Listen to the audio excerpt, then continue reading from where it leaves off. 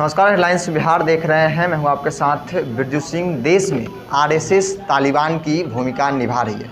ये बयान राजद के वरिष्ठ नेता प्रदेश अध्यक्ष जगदानंद सिंह ने बीते दिन दिया है। जदयू के मुख्य प्रवक्ता हैं नीरज कुमार। सहयोगी दल है बीजेपी, आरएसएस उसी से जुड़ा हुआ है। कैसे देखते इस बयान को? देखिए, ये मामला है राष्ट्रीय जनता दल और आरएसएस के बीच का। न 3 महीने हम 13 में हैं, लेकिन भाषाई मर्यादा का ख्याल राजनेताओं को रखना चाहिए। यह मेरा ज़रूर सलाह होगा। और शाब्दिक व्यंग अलग चीज़ होता है और शाब्दिक रूप से भाषा विकृत होना अलग चीज़ है। इसलिए इसका प्रमाण पत्र तो भारतीय जनता पार्टी का सहयोगी संगठन है, मातृ संगठन है, वही देगा इसका जवाब।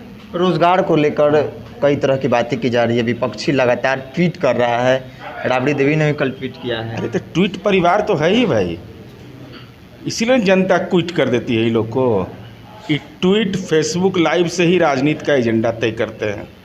अरे जन सरोकार के विषय पर जो राजनीतिक दल आंदोलन नहीं करेगा उसको राजनीतिक दल होने का अधिकार क्या है? तो संपत्ति संग्रह वाली जमात है, तो स्वाभाविक तरीके से जो राष्ट्रीय जनता दल का मूल चरित्र है उसके अनुरूप, हाँ, नौकरी हम लोग दिए हैं, ज़मीन नहीं लिखवाए, किसी से अंडर हैंड डीलिंग नहीं हुआ है। ऐसा नहीं कि कागज़ के टुकड़े पर नाम भेजा कि इनको नौकरी कर ली। आज इनके द्वारा भ्रष्टाचार के कारण आज रेलवे में जो नौकरी कर रहे हैं इनके द्वारा नियुक्त, आज दूसरे राज्यों में अपमानित हो रहे हैं कि नहीं? क्या क्या उनके बारे में कहा जाता है? जुबान तो खुलता नहीं है इनका। बिहारी मेधा का अपमान भी किया और भ्रष्टाचार की गुंजाइश भी बनाया। तो संपत्ति सृजन वाले लोग भी भ्रष्टाचार ऐसे सवालों पर अपना नज़रिया पेश करते हैं तो मुझे गहरी पीड़ा होती है। एक मौका मिला था तेजस्वी यादव आपको, आप विपक्ष के नेता थे, आपको अधिकार था कि आप एक अपना पर्सनल असिस्टेंट बहाल करते, तो किसको बहाल किया आपने? अनैतिक देह व्यापार अधिनियम के आरोपी को। अगर आपको मौका मिल जाता तब तो आप पूरे बिहार के जेल की सलाखों में जो बंद हैं, अपराधी हैं, उनका जो जमानत पर छूटता हुआ, जमानत पर छूटे, ये मुकदमा था रेप का केस, हत्या का केस, इस ढंग के केस के जो अभियुक्त थे, यही विशिष्टता रहती, न कि matric, intermediate, graduation, post graduation रहता।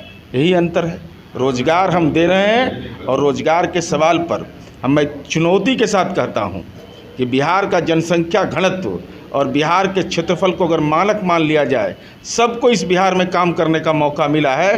देश के दूसरे राज्यों से तुलना करके देख लीजिए आप, चाहे शिक्षकों की नियुक्ति का हो, पुलिस बल की नियुक्ति का हो या विभिन्न नियुक्तियों का हो, उसमें राज्य सरकार कितनी संवेदनशील रही है, ये तुलनात्मक आंकड़े से स्पष्ट हो जाएंगे। बीते चुनाव के वक्त आप लोगों ने वादा किया था 19 लाख रोजगार की।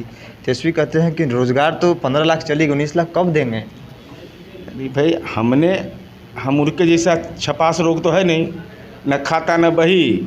अरे भाई, वो जो 10 लाख बोले थे, ऐसा कौन तंत्र है, जरा हमको समझा दें तो, कि कैबिनेट की पहली बैठक में जब तक अधियाचना आयोग को नहीं जाएगा, जब तक कुछ जाएगा नहीं, विभिन्न विभागों से रिक्तियां नहीं आएंगी, तो पहला कैबिनेट में कैसे कर लेते? किसको बुड़बक बना रहे थे? किसको मूर्ख बना रहे थे? आप अगर शपथ लेते, दुर्भाग्य से, और शपथ लेने के कल होकर कैबिनेट आप करते, तो आप कहाँ से ले आते? सो हम समझाइए। अधियाचना कैसे आप विभाग से आ जाता, अधियाचना कैसे चला जाता? ये तकनीकी रूप से, चूँकि अब ये भ्रष्टाचार के आरोपी रहे हैं, तो इनको लगा कि ऐसा नहीं कि गलती से अगर बन गया, मौका ज़्यादा लंबा नहीं मिला, तो कैसे लिखवा पाएंगे ज़मीन, चाहे कैसे भ्रष्टाचार कर पाएंगे? तो बेचैनी में अनाप शनाप बयान देते रहते हैं। हम तो कहे कि चुनौती के साथ मैं कहता हूं कि बिहार का जनसंख्या घनत्व और क्षेत्रफल को निकाल लीजिए आप, और हमको भी काम करने का मौका मिला है, पूर्ववर्ती सरकारों को भी मिला है, दूसरे राज्यों की सरकार भी है, विकसित प्रदेश से भी तुलना कर लीजिए हमारी, तो आपको एहसास हो जाएगा। संगठित और असंगठित क्षेत्र में आज अगर नहीं एहसास आपको है, तो आपकी सहयोगी पार्टी है पंजाब में, जरा पूछ लीजिए बिहार के जो मजदूर कितने पलायन करते थे वहाँ, और उन लोगों को रोज़गार मिलता था। आज बिहारियों का टोटा पड़ गया है पंजाब में। ये परिवर्तन हुआ है। बिल्कुल, नीरज कुमार है जिन्होंने जगदानंद सिंह के उस बयान को लेकर कहा कि शब्दों की मर्यादा तमाम राजनीतिक दल को, तमाम राजनेताओं को रखनी चाहिए। देखते रहे हेडलाइंस बिहार। नमस्कार।